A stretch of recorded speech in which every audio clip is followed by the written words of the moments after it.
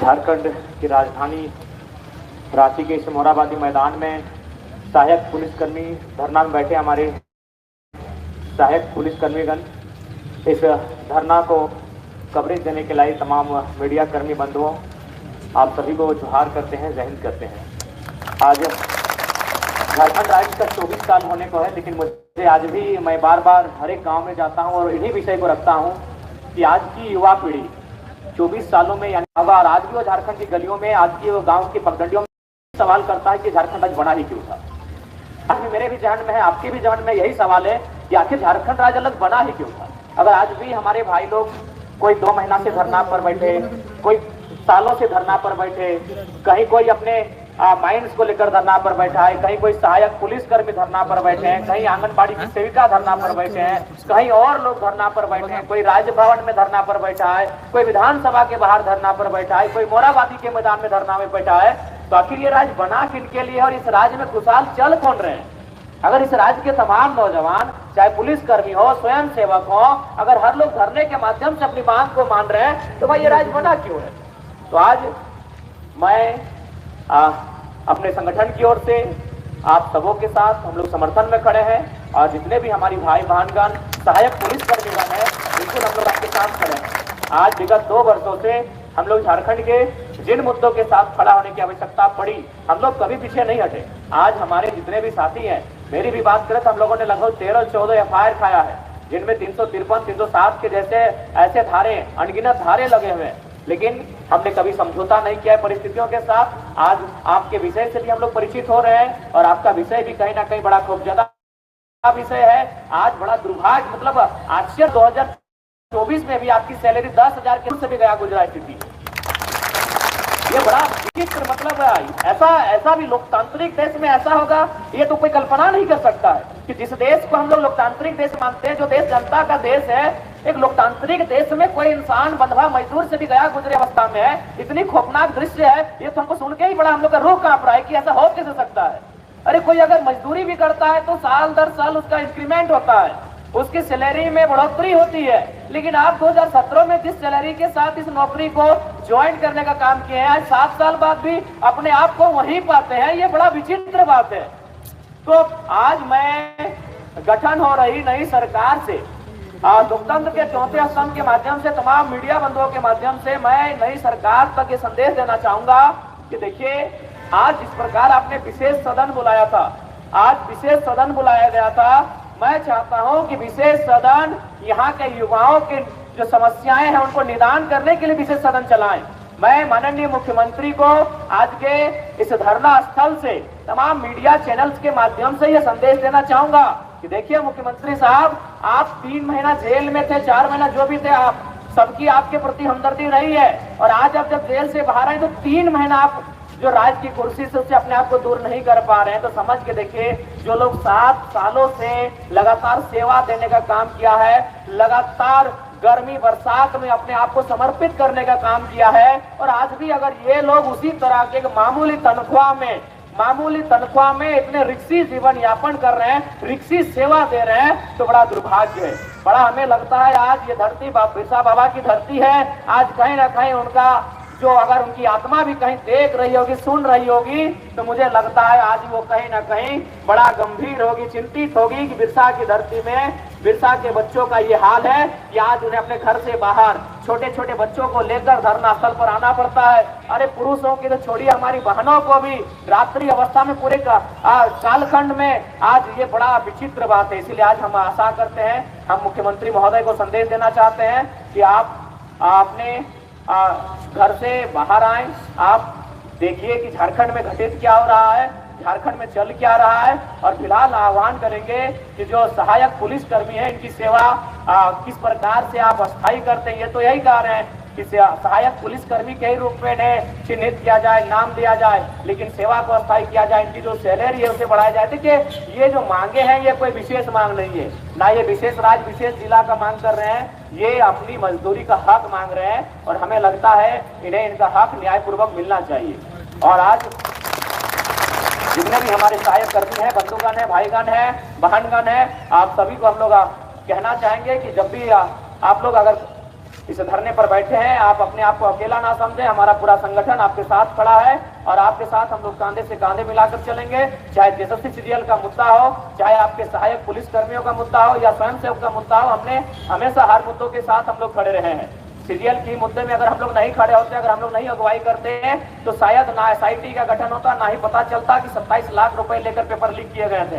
तो no doubt हम लोग मुद्दों से कभी पीछे नहीं हटे हैं, लेकिन हाँ, हम लोग भी आप ही की तरह आपके ही समान है, आपके ही तरह आपके परिवेश से आने वाले नौजवान हैं। लेकिन हाँ, जो सही है, आज हम लोग उस आवाज को बढ़ने का काम किए, इस राज्य में उस आवाज को देने का काम किए हैं। तो निश्चय ही जब भी हमें अवसर मिलेगा, बकायदा हम लोग अभी प्रेस कॉन्फ्रेंस करके आ रहे हैं। इस राज्य के राजधानी के तमाम सम्मानित मीडिया कर्मी उपस्थित थे। हमने पहला लाइन भी यही कहा कि जो धरने पर कई दिनों से बैठे हैं हमारे सहायक पुलिसकर्मी, उनकी समस्याओं का निदान मुख्यमंत्री बकायदा करें, क्योंकि हमें लगता है कि ना सहायक पुलिसकर्मी अब किसी पर विश्वास करने की उम्मीद में नहीं है। और ये स्वाभाविक है। मिथिलेश ठाकुर जी आके मिल के जा चुके हैं साल भर पहले, बंधु तिर्की जी भी इनसे आकर मिलके जा चुके हैं। वे बार बार आते हैं और यही बात को दोहराते हैं कि हम मुख्यमंत्री के दूत के रूप में आए हैं। और फाइनली क्या होता है ये सभी जानते हैं, आश्वासन दिया जाता है। और बड़ा दुख तो तब लगता है जब आईएएस लोग अपने लेटर हेड में हस्ताक्षर करके देते हैं, मांगों को समर्थन देते हैं, हस्ताक्षर के साथ समर्थन करते हैं, उसके बाद भी समस्या से निजात नहीं पाया जाना बड़ा दुर्भाग्य लगता है। इसलिए आप लोग धीरज रखें, क्योंकि झारखंड का निर्माण ही बड़ी लंबी लड़ाई के बाद हुआ है। झारखंड का निर्माण ही एक बहुत बड़े लंबे संघर्ष और शोषण के बाद हुआ है। हम उम्मीद करते हैं आप अपने धीरज में कोई कोताही नहीं बरतेंगे और निश्चय ही ये देश कहीं ना कहीं गांधी का देश है। और याद रखिएगा, गांधी ने एक लाठी के दम पर अंग्रेजों को बाहर खदेड़ा था। हमारे हौसले तो कम से कम उनकी लाठी से मजबूत होने चाहिए।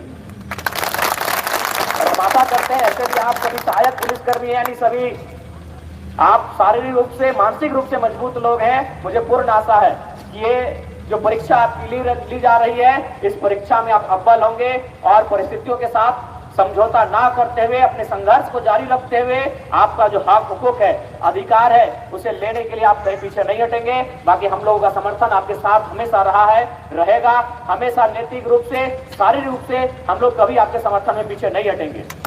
और दूसरी बात, हम लोग एज ए लीडर यहाँ नहीं आए हैं। हम लोग आप भाई कहें, आपके साथी कहें, आपके मित्र कहें, हम लोग आपके भाई के रूप में आए हैं। आप उसी रूप में हमें स्वीकार करें। हम लोग लीडर के रूप में आपके साथ नहीं आए हैं, एक भाई के रूप में आए हैं। आप हमारे भाईगण हैं, आप हमारी बहनगण हैं और हम लोग भी उसी परिवार से आते हैं। ऐसा नहीं है कि हम लोग कोई बड़ी पृष्ठभूमि से आते हैं। भले आज राज्य में हम लोगों ने अपने मेहनत से एक पहचान बना लिया है, लोकसभा के चुनाव में एक अच्छा परिणाम पा लिया है, लेकिन हम भी आप ही की तरह एक साधारण पृष्ठभूमि से आने वाले नौजवान ही हैं। हम लोग भी परीक्षाओं की तैयारी करते हैं। आज हमारा पीएचडी चल ही रहा है। ये और बात है कि हम लोग राजनीति में आ गए और विधानसभा का चुनाव लड़ने का अलग विषय है, लेकिन हम लोग भी समझते हैं परिस्थितियों को। और विशेषकर डिफेंस लाइन की अगर बात आती है तो डिफेंस लाइन को भी हम लोग भली भांति समझते हैं कि कितना मेहनत के साथ, कितनी तकलीफ के साथ, उसमें कितने त्याग के साथ लोग डिफेंस की बहाली को क्लियर करते हैं। आज आप किसी भी राज्य में, कि चाहे देश में, अगर किसी मिडिल क्लास फैमिली से पूछिएगा कि उसका ड्रीम क्या है, तो यही कहेगा। अगर सेंट्रल की बात आएगी तो आर्मी कहेगा, बीएसएफ कहेगा, और अगर राज्य की बात आएगी तो पुलिस की बात करेगा, क्योंकि वो अपने ड्रीम को भी अपने हैसियत के अनुसार ही दिखता है। वो कभी नहीं कहेगा कि हम डॉक्टर बनना चाहते हैं, हम इंजीनियर बनना चाहते हैं। वो बड़े घर के बच्चे कहते होंगे, एक आध लोग कहते होंगे, लेकिन जो वास्तव में चीजों को समझते हैं ना, जो हकीकत से रूबरू है, वो यही कहते हैं। हम लोग भी जब छोटे थे, जब स्कूल में हमारे कोई पत्रकार आते थे, जब हम लोग 6ठी क्लास में, 7वीं क्लास में पढ़ते थे, तो हम लोग भी पहला सपना यही कहते थे कि हम लोग आर्मी बनेंगे। तो ये स्वाभाविक है। हाँ, यहाँ जितने भी लोग बैठे हैं, मिडिल क्लास फैमिली के घर के बेटे और बेटियां हैं, उनको अपने सपनों को भी मालूम है कि उनकी उड़ान कहाँ तक है। उन्होंने परिस्थितियों के साथ समझौता कर लिया है। और जहां तक डिफेंस की बात है, बहुत मेहनत के साथ लोग डिफेंस में आते हैं। तो मेरा मानना है कि हम लोग भी बहुत करीब से तैयारियों को किया है। हम लोग भी सुबह 4 बजे 5 बजे उठते थे, दौड़ लगाते थे। कई सालों तक हम लोग भी दौड़ लगाए हैं। और जहां तक डिफेंस की बहालियों का सवाल है, बहुत मेहनत करना पड़ता है। और हमारे धनबाद बोकारो में तो आज भी एक कहावत है, गांव देहात में आज भी एक कहावत आज से 30-40 साल पहले कही जाती थी कि झारखंड के जो बच्चे हैं वो 2 ही कामों में नौकरी पा सकते हैं, एक टणिया में दौड़ के, न तो मटिया कोड़ के। हमारे गांव में आज भी कहा जाता है। टणिया में दौड़ने का मतलब है हमारे जो पूर्वज नौकरी लेते थे वही हवलदार, चपरासी, दरोगा, पुलिस, वही हमारी हैसियत थी। देखिए, हमें अपने हम मानते हैं हमारे सपने देखने का हक है, हम अपने सपनों को आसमान तक देख सकते हैं, आसमान यानी किसी पायलट के रूप में देख सकते हैं, लेकिन सच्चाई यही हम लोग मिडिल क्लास फैमिली से हैं, उसके लिए एक बहुत बड़ा बजट का वहन करना पड़ता है। तो हमने अपने सपने हमेशा अपने बजट के अनुसार ही देखे हैं। और ये गाँव देहात में कहावत सही में आज भी चरितार्थ है कि झारखंड के इधर दो चीजें नौकरियां करवा। आज से 30-40 साल पहले एक कहावत थी कि मटिया कोड़ के न तो टणिया तोड़ के। मटिया कोड़ने का मतलब है कि हमारे उधर माइंस का एरिया है, जो हमारे पूर्वज उस समय मिट्टी काटने के लिए गए थे उनको बीसीसीएल में सरकारी नौकरी लग गया था, और बाकी लोग वही हवलदार, चपरासी, पुलिस की बहाली को क्लियर करते थे आज से 30-40 साल पहले। तो आज हम लोग समझते हैं, हम झारखंड के मर्म को समझते हैं। आज भी जो डिफेंस लाइन की नौकरियां ली जाती है, बड़ा मानसिक शारीरिक प्रताड़ना के बाद लिया जाता है, और उस दौर में लिया जाता है जब परिवार की स्थिति अति सामान्य होती है, एक साधारण सा किसान का बैकग्राउंड होता है। तो हम आपके दुख में आपके साथ हैं, और हम लोग आज कहीं ना कहीं आज अगर यहाँ तक आए हैं तो झारखंड के मुद्दों के साथ हम लोग यहाँ तक आए हैं। झारखंड के मुद्दों पर बेबाक बात रखने के लिए हम लोग यहाँ तक आए हैं, और आप लोग इस बात के लिए निश्चिंत रहें, हम लोग एक लीडर के रूप में नहीं, आपके भाई के रूप में आए हैं। जहां हमारी जरूरत पड़ेगी, आज हमारे जितने भी साथी हैं रांची जिला के, क्योंकि हमारा घर धनबाद जिला पड़ता है, यहाँ से लगभग 125 किलोमीटर की दूरी पड़ती है। स्वाभाविक है जब अगर कोई सूचना हम तक जाएगी तो आते आते समय लग जाएगा, लेकिन रांची जिला में जो हमारी कमेटी गठन हुई है, हम लोग उनसे कह के जाएंगे, उन्हें हिदायत दे के जाएंगे कि आपका जो भी कार्यक्रम हो उस कार्यक्रम में बाकायदा हमारा पूरा संगठन आपके साथ शरीक रहेगा, आपके समर्थन में, आपके सहयोग में, हमारी हैसियत के अनुसार, हमारी सामर्थ्य के अनुसार, हमारी क्षमता के अनुसार जो भी बनेगा, जो भी पड़ेगा, हमारे साथी आपके साथ डट के रहेंगे, आपके साथ खड़े रहेंगे। आप अपने आप को अकेला ना माने। ऐसे भी लोग जब संघर्ष करते हैं तो मैं आशा करता हूं कि संघर्ष वही लोग करते हैं जो अपने आप को मानसिक रूप से, शारीरिक रूप से बहुत बलवान पाते हैं, और हम उम्मीद करते हैं कि आपकी लड़ाई जाया नहीं जाएगी। संघर्ष से झारखंड बना है, संघर्ष से हमें झारखंड मिला है, संघर्ष से हमें अधिकार मिलेगा। आप संघर्ष का दामन ना छोड़े। हम आप लोगों के संघर्ष के साथी बनने के लिए हम लोग तैयार हैं, और आप सबों के साथ हर स्तर से, नैतिक ही नहीं, हम लोग शारीरिक समर्थन यानी शरीर लेकर आपके आंदोलन में, आपके धरनों में, अगर आप कल इसको मसाल जुलूस का रूप देते हैं, रोड मार्च का रूप देते हैं, भूख हड़ताल का रूप देते हैं, तो जरूर हम लोग नैतिकता के आधार पर ही नहीं, शारीरिक आपके साथ समर्थन में खड़े रहेंगे। और ये आप इस बात को आपको हम लोग आश्वस्त करना चाहेंगे, क्योंकि हम लोग भाषण के लिए नहीं आए थे, लेकिन क्योंकि किसी दो बात हमें रखने का अवसर दिया गया तो हमने अपनी बातों को रखा। अंत में आपसे यही कहेंगे, और पुनः अगर राज्य सरकार के लोग सुने, आपके चैनल को बड़े आवाज करते हैं, और खासकर जयराम महतो को तो बहुत गंभीरता से आवाज करते हैं, बाकायदा राज्य के नहीं पड़ोसी राज्य के भी मुख्यमंत्री लोग आवाज करते हैं, तो हम उम्मीद करते हैं कि राज्य के मुख्यमंत्री, और ऐसे भी उनका जो स्लोगन था, कैसे लिया झारखंड लड़के लिया झारखंड, हम ही लोग का स्लोगन था, तो जाहिर सी बात है हम लोग वीडियो को देखते हैं, तो आपसे यही कहेंगे, देखिए आपके प्रति हमारी सहानुभूति उस समय थी जब आप जेल के भीतर थे, कि कहीं ना कहीं आप एक झारखंड की पृष्ठभूमि के नेता हैं, इसलिए आपके साथ ऐसा हो रहा है। तो अगर राज्य के युवाओं की सहानुभूति आपके ऊपर थी तो हम उम्मीद करते हैं कि आपकी भी सहानुभूति इन भाइयों के ऊपर, इन बहनों के ऊपर बने। आप देख सकते हैं, अगर यहाँ तक नहीं आ पाते हैं, अगर आपको लगता है यहाँ का तापमान, यहाँ के तापमान में गर्मी ज्यादा है, तब इसी कमरे में बैठकर अपने मोबाइल को चलाकर देख सकते हैं। मीडिया वाले विजुअल को दिखा रहे हैं कि किस प्रकार बहन लोग अपने छोटे बच्चे को गोद में लेकर आई है। इनके चेहरे पर जो सिकन है ये साफ दिखाई दे रहा है, इनके माथे की जो लकीरें हैं वो साफ दिखाई दे रही हैं, साफ झलक रही हैं कि आज ये किस दौर से गुजर रहे हैं। तो मैं आज जो सत्ता में बैठे लोग हैं, विपक्ष में बैठे लोग हैं, यानी जो विधानसभा के अंग हैं, मैं उनको ये संदेश देना चाहूंगा, उन तक अपनी आवाज संप्रेषित करना चाहूंगा कि आप लोग उस एसी के कमरे से बाहर आए, इन बहनों के साथ, इन भाइयों के साथ बैठे। क्योंकि कहा गया है बात से बात बनती है, बातचीत से समस्या का हल निकलता है। आप लोग बातचीत के लिए आगे आए और इनकी समस्याओं का निदान करें। क्योंकि हमें बड़ा दुख लगा, हमने एक पोस्टर भी देखा, किसी भाई ने लिखा था हमें नक्सली बनने के लिए मजबूर ना किया जाए। ये बड़ा दुख लगता है। इस राज्य में, इस राज्य के लोग 40% खंडनी संपदा देने वाला राज्य, तमाम उद्योग से संचालित होने वाला राज्य, इस यहाँ की बिजली से कलकत्ता जगमग होने वाला राज्य, यहाँ के यूरेनियम से और यहाँ के गैस से पूरे कोरोना काल में लोगों की जान बचाने वाला राज्य, अगर वहाँ के युवा हताशा में भरकर, कुंठित होकर अगर इस प्रकार से मतलब अपना वक्तव्य देते हैं कि हमें नक्सली बनने पर मजबूर ना किया जाए, तो हमें नहीं लगता इससे बड़ा दुर्भाग्य और इस राज्य का क्या होगा। ये बहुत बड़ा दुर्भाग्य है, ये बहुत ही बड़ा चिंता का विषय है। ये बहुत ही बड़ा चिंता का विषय है कि नौजवान, ये नौजवान जो इसी राज्य के भविष्य हैं, जिनके कंधों पर इस राज्य की सुरक्षा टिकी है, जो और बकायदा इन्होंने अभी तक बहुत ही मेहनत के साथ और मजबूती के साथ इस राज्य की सुरक्षा में अपने कर्तव्यों का निर्वहन किया है। और अगर वे लोग कुंठित होकर, अपने मनोभाव से ग्रसित होकर अगर इस प्रकार की टिप्पणी करते हैं तो इसके लिए कहीं ना कहीं वो सिस्टम दोषी है, जिस सिस्टम के कारण ये हालात पैदा हुए हैं। तो मैं चाहता हूं उस हालात को ठीक किया जाए, उस सिस्टम को दुरुस्त किया जाए और जो हमारे सहायक पुलिसकर्मी हैं इनकी मांगों को अविलंब पूरा किया जाए। हम नहीं चाहते हैं कि ये धरना जो आज शांतिपूर्ण तरीके से गांधी के देश में, गांधी के रास्ते पे चलकर जो धरना प्रदर्शन किया जा रहा है, ये उग्र रूप लेने का काम करे, ये हिंसक रूप लेने का काम करे, ये हम नहीं चाहते हैं। इस राज्य की मर्यादा बनी रहे, इस राज्य की असामंजस्य बनी रहे, हम ये चाहते हैं और हम आशा करते हैं कि जो हुक्मरान बैठे हैं हमें हमसे अपेक्षा रखते हैं कि इनकी समस्याओं का वे निदान करेंगे। बाकी जितने भी हमारे भाईगण, हमारी बहनगण हैं, बिल्कुल आपके हम भाई हैं, भाई स्वरूप ही हैं और बिल्कुल हमें लगता है कि आपके हम लोग कोई लीडर नहीं है आपके लिए, आपके उम्र के हैं, आपके हम उम्र के हैं और शायद अगर हम लोग इस लाइन में नहीं आए होते हैं तो शायद आपके बीच हम लोग भी जवान या फिर पुलिस वही हम लोग का प्राथमिकता होता। मेरा तो खुद होता, ताकि हम लोग भी इसी रांची में कई बार जब आर्मी की दौड़ में आए थे तो बस एक मामूली बात के लिए हमें डांट के हटा दिया गया था, हाथ में हम सचिन का नाम लिख दिए थे, कौन जानता था। तो ऐसा नहीं है, हम लोग आपको भली बात ही जानते हैं। डिफेंस को खासकर हम लोग बहुत अच्छे से जानते हैं क्योंकि मेरी भी प्राथमिकता डिफेंस ही रही है। इसी मैदान में हम लोग 2012 में जब इंटर करने के बाद SRR की परीक्षा जो नेवी की होती है देने के लिए आए थे, मेडिकल में बाहर होकर चले गए थे। इसी रांची के मैदान में हम लोग आर्मी की दौड़ में आए थे जहां हमारे हाथ में गोदना था, the religion of cricket, Sachin is God, cricket का जुनून ही अलग था। तो हम लोग आपकी पीड़ा को समझते हैं, आपकी पीड़ा आपको बताने की भी आवश्यकता नहीं थी, आपने बताया उसके पहले हम लोग समझ चुके थे कि आपकी पीड़ा है क्या। क्योंकि डिफेंस, जो लोग डिफेंस की तैयारी करते हैं उनके परिवार से भी हम परिचित हैं, वो किस परिवार के बच्चे होते हैं, किस परिवार से उनका ताल्लुकात होता है, इन परिस्थितियों में वो यहाँ तक आते हैं। यही नहीं, धनबाद जिले में भी जो होमगार्ड के अभ्यर्थी हैं वे भी लगातार 2018-19 से आंदोलन कर रहे हैं। वे लोग तो कई बार देखे कि आत्मदाह के लिए भी उपायुक्त को लेटर लिखे थे कि हम लोग सामूहिक रूप से आत्मदाह करेंगे। आप समझ सकते हैं कितना मार्मिक दृश्य होगा कि नौजवान जो अभी कुंवारे हैं, घर सजाना चाहिए था, जिनको अपने माता पिता के सपनों को साकार करना चाहिए था, वे नौजवान व्यवस्था में कह रहे हैं कि हम लोग आत्मदाह करेंगे। आत्मदाह यानी आग से अपने आप को सार्वजनिक तौर पर सामूहिक रूप से जला देंगे।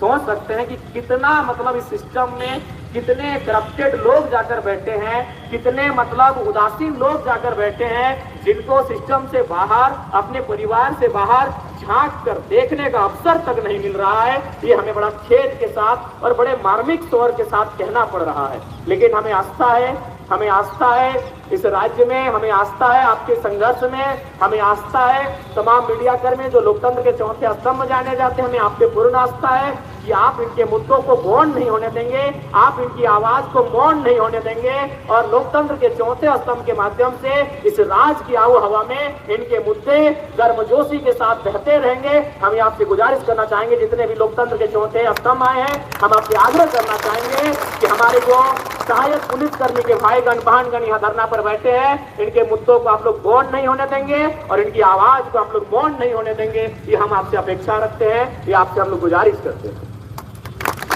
पुनः आपके साथ हमारी पूरी रांची की टीम, जो भी हमारे साथी हैं, उनसे हम लोग बकायदा जब रांची से हम लोग निकलेंगे अपने घर की ओर, उन्हें हम लोग कह के जाएंगे कि दिन में जरूर एक बार अगर आपकी सुधी लें कि आपके साथ क्या स्थिति है और अगर हमारी हैसियत के अनुसार, क्योंकि हम लोग भी बड़े कोई 30 मार्का है नहीं, एक साधारण पृष्ठभूमि से आते हैं, भले हम लोग चुनाव लड़के लाखों वोट ले आए हैं लेकिन जनता के चंदे से लाए हैं, हम लोग कोई 30 मार्का कोई बड़े परिवार से नहीं आते। लेकिन फिर भी अगर हमारी हैसियत से आपके सहयोग के लिए अगर किसी तरह का करना पड़े तो हम लोग पीछे नहीं हटेंगे।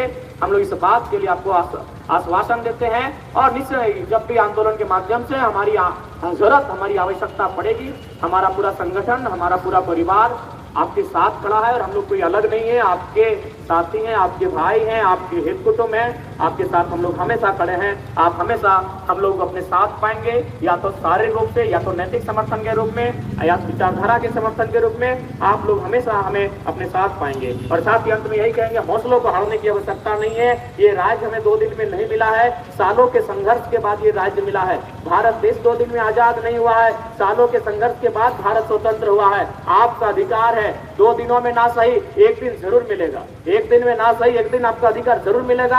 आप अपने संघर्ष से समझौता ना करें, आप परिस्थितियों से समझौता ना करें, अपने हालात से समझौता ना करें। हालात और परिस्थिति चाहे कुछ भी रहे, आप मजबूती के साथ उसका मुकाबला करें। हमें पूर्ण आशा है आपकी विजय होगी, आपका हक अधिकार आपको जरूर मिलेगा और उसके लिए हम लोग को जो भी करना पड़े हम लोग पीछे नहीं हटेंगे। पुनः अपनी बातों को हम लोग विराम देंगे और आप सभी का अभिनंदन, आप सबों को जोहार करेंगे। जय हिंद। और आपकी मांगे पूरी हो इसके लिए हम लोग भी चरणबद्ध तरीके से आपके जो आंदोलन होंगे उनमें हमारी भूमिका रहेगी, हमारी भागीदारी रहेगी। पुनः सभी को जोहार।